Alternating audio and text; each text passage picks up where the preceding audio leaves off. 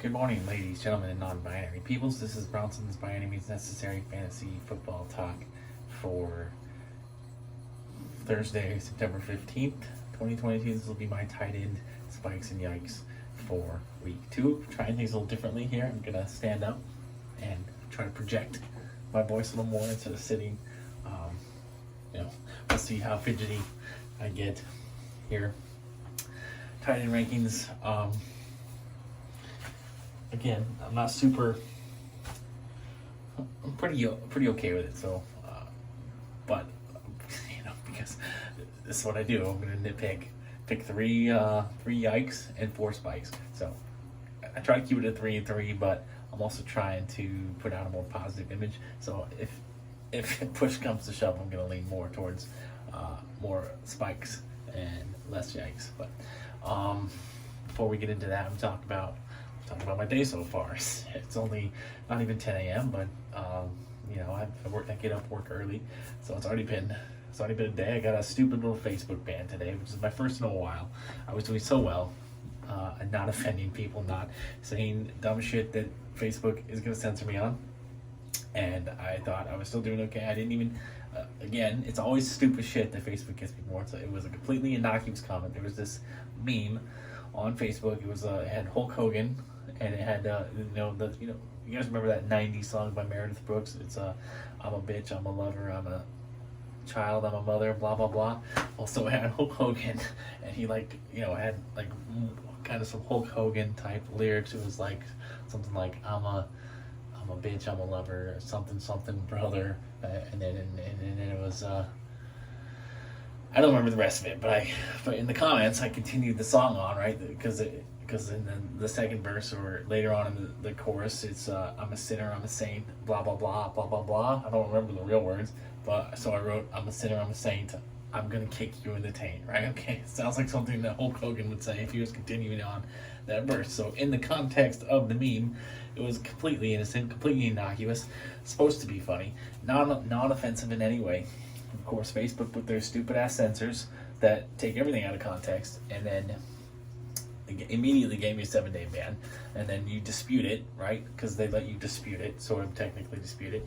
But in any other situation in your life, like let's say a baseball player gets suspended, he's able to appeal his suspension, and he's able to continue playing through the appeal process. And then once the appeal process is done, if he still remains suspended, then he has to take his suspension. Or if you get suspended at work, you get to continue working. In a union job anyway, you get to continue working while the process of the appeal is going on, blah blah blah, in that scenario. But in Facebook, it's just an instantaneous ban, judge, jury, and executioner, and whether you appeal it or not, you get it's immediate, and there's nothing you can do about it while you're waiting for the appeal. And I appealed it, and of course they said, oh, well, this violates our community standards, blah, blah, blah. I'm so tired of Facebook. I wish everybody would transition over to another social media platform that doesn't have so much censorship, or Instagram. I know Facebook owns Instagram, but Instagram is a lot more chill. So, that's how my morning's going. A little pissed off about it. And I did help one of my former coworkers with her fantasy lineup today. That was very, very cool. It's like it gets me so hyped. It gets me so excited to help people, and it's kind of turned me on. It's like when I would love to meet a girl that plays fantasy sports, gets into it with me.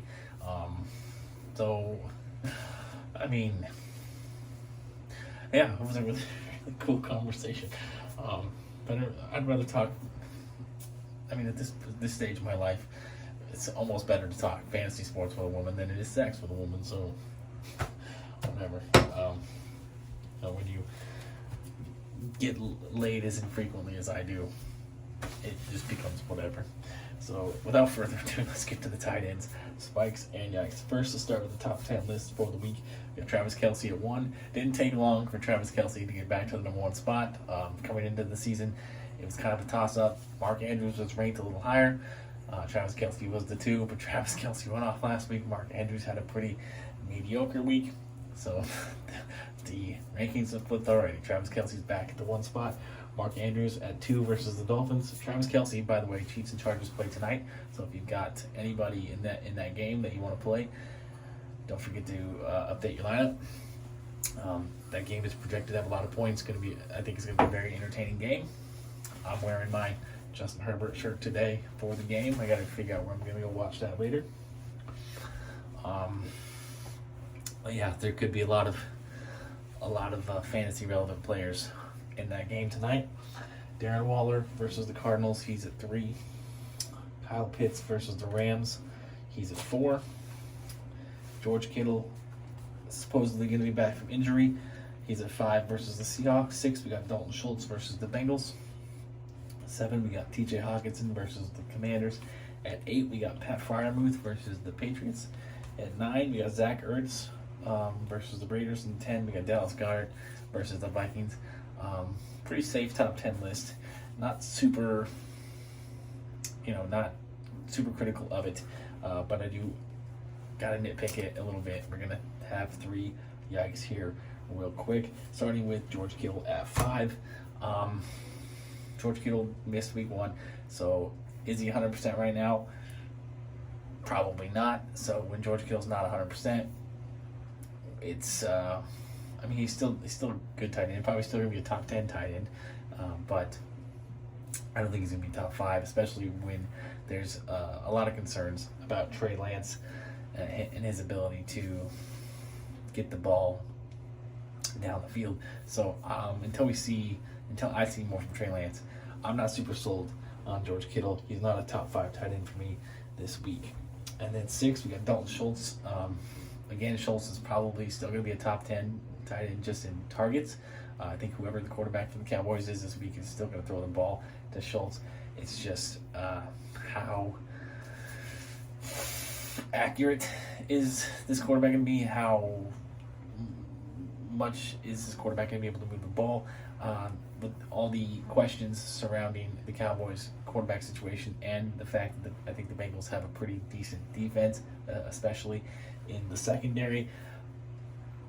Dalton Schultz a little bit of a risky play for me this week. Obviously, if I have him, I'm probably still starting him, but I'm going to temper my expectations a little bit. Not a top 6 tight end for me this week. And then at 11, we got Tyler Higbee. Other than like a 4-game stretch, I think it was like 3 years ago now, Tyler Higbee has been a pretty pedestrian tight end. He still gets drafted on the fumes of that season, and hasn't really done much to, suggest that he's ever going to be a top 10 tight end again. Having him at 11, I think, is kind of based off the fact of what he did in week 1, which wasn't super great. I think he might have got a touchdown though, but I think Sean McVay has gone on the record saying he's going to get Cam Akers more touches, going to get Allen Robinson more touches. I think that's going to affect Tyler Higbee the most. And I also think the Rams, the game script is going to be a little bit more favorable for the Rams in this game against the Falcons than it was against Buffalo in week 1. So I think it's going to be a more run-dominated game plan, which I think is going to affect Higbee as well. So Higbee, probably not in my top 12 this week. Some guys a little lower on the rankings, I'm moving up probably into my top 12. As for the spikes, first off, Zach Ertz. He's at number 9 against the Raiders. Zach Ertz, I think, especially with the loss of DeAndre Hopkins, I think Kyler Murray is going to rely on Zach Ertz a lot. He did get that touchdown last week. I think Zach Ertz is going to be the primary guy on the goal. If it's not James Conner running it in, then it's probably going to be a throw as Zach Ertz is the primary read on the goal line if it's a pass. So I like the Kyler Murray-Zach Ertz connection in the end zone. I like Zach Ertz. Zach Ertz has been one of my top value tight ends all draft season. So I think 9 is a little low. I would definitely have him higher. He's probably, because I'm moving George Kittle and Dalton Schultz out of the top 6, Zach Ertz definitely is moving into the top 6 for me this week. I like that matchup against the Raiders. a lot. And then a couple of other guys who are outside the top 12 who could easily play their way into the top 12. Gerald Everett, it's the new Chargers tight end, and we saw him score a touchdown in week 1. There's a lot of targets available with the absence of Keenan Allen tonight, and as I mentioned earlier, there should be a lot of points in this game. Gerald Everett has a great opportunity to have a really big night. He could be a top 12 tight end this week. I would start him over some of the other guys, like Tyler Higbee, for example. I would start him over Higbee tonight. Cole Kmet down to 16 against the Packers. I think I'm hoping that Cole Kmet is going to have a better day than he did in week 1. Cole Kmet was a lot of people's breakout candidate because they think that last year was kind of an abnormality with the amount of targets and catches he had and no touchdowns. Obviously, history, statistics, and just logic says that he's going to regress to a more positive mean. So if he can continue to rack up the catches and the targets that he did last year and score more, it's going to make him a very good fantasy tight end. I think he's at 16 because of the goose egg he laid last week, but I think the Bears, in a more normal weather environment in Green Bay, it's not late enough in the season yet for Green Bay to be getting super cold and snowy, and it's not like Chicago isn't used to that anyway, so it's just not going to be a downpour like it was in week 1. It should be more normal weather conditions, which should make for a more normal playbook. So Cole Kmet, I still believe, is the number 2 guy in that passing offense. So Cole Kmet should be far more productive in this game against the Packers, especially if it ends up being kind of a blowout in Green Bay's favor. The Bears are going to have to pass the ball a lot more, which is going to make a more favorable game script for Cole Kmet. So I have him in my top 12 as well. 16 is a little low. And then Hayden Hurst of the Bengals, way down at 19. I think with the likely absence of T. Higgins, Hayden Hurst is going to eat up most of those targets. He's going to be the third option in a high-octane, prolific Bengals passing attack. And we saw he did get like 7 targets last week, even with T. Higgins in the game for some of the game. So if Hayden Hurst can get 7 of those targets again this week, or those targets increase, that's going to make him a very relevant option for the week. If he can be an option for Joe Burrow in the red zone, which Hayden Hurst, with the athletic ability that he has, that should be his primary function in this offense, is to be a primary read in the end zone. Then I think he could have a day that gets him on the radar into the top 12 as well. So definitely I'd be going Gerald Everett, Cole Kmet, or Hayden Hurst, probably over a guy like Tyler Higbee, or I'm trying to remember who was sitting at 12 for the week. I don't remember who it was, but if you're in a 12-team league, I'd be rolling with one of those guys for sure. In a 10-team league,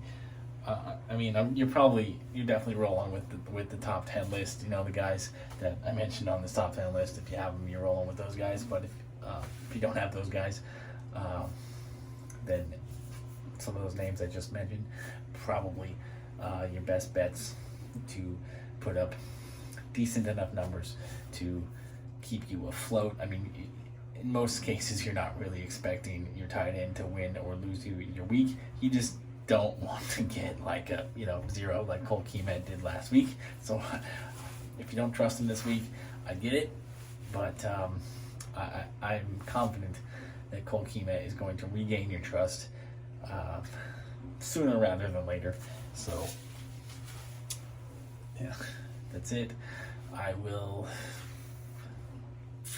I got a baseball video to do at some point today, and then I still got wide receivers and running backs So I might put out 3 videos today. Hopefully YouTube lets me upload them with relative convenience. And then obviously I want to watch the game tonight. I don't know if anybody out there wants to watch it with me. No expectations. I don't have a car anyway, so you'll have to come to me, or you'll have to come get me, or meet me in Vancouver or something. But it'd be cool to, it'd be cool to watch the game with somebody. I usually just watch it alone, and that's fine too. But I'll do it again. It's just I've been getting kind of lonely the last couple of weeks. I would like to. I think it has to do with the fact that like I don't work with people often anymore. Like I just do UPS a couple hours a day, and like so I'm not doing any real socializing because of Uber. Like my 40 hour a week job now is kind of solitude. So I think it's catching up to me. I think my introverted self. So it's perfectly fine for the first couple of months, but now I'm feeling a little lonely. Want to socialize a little bit. So it'd be cool if somebody wanted to watch the game with me. So hit me up sooner rather than later if you do.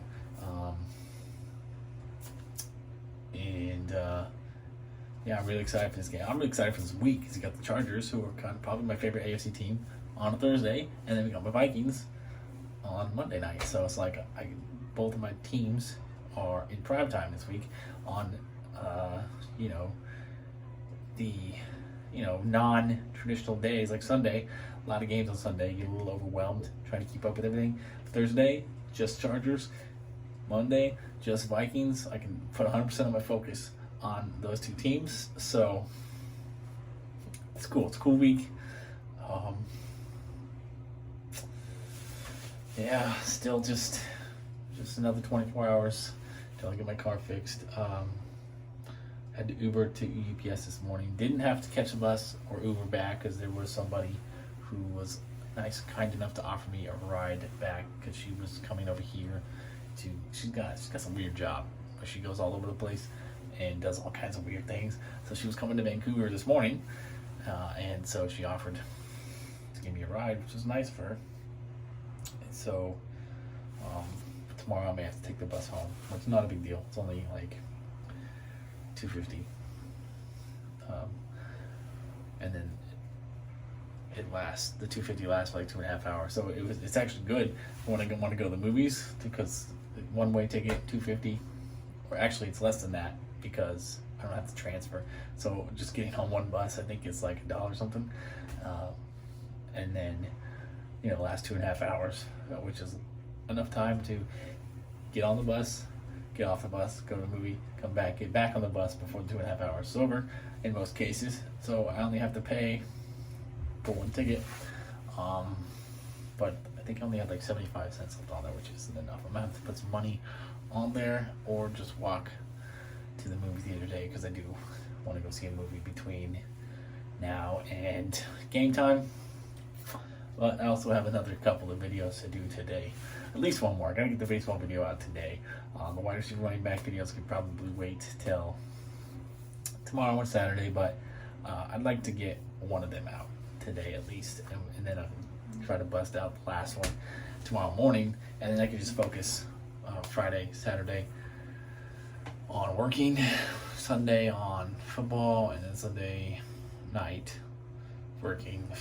Shoot, I really need to make money this weekend, so I might not be watching much football, which is fine, because like I said, Chargers is tonight, Vikings on Monday. Those are the two teams I care the most about, so I may not need to watch much football on Sunday, which is great because I really need to go make money. All right, I've been talking far too damn long. We're pushing 20 minutes. I'm just going to do my sign off, and I'll check with you guys. I'll see you guys later. Peace, love, and nacho fries. Good luck. Stay blessed. Best wishes. Hit me up with more fantasy questions because I will always be here to help you out.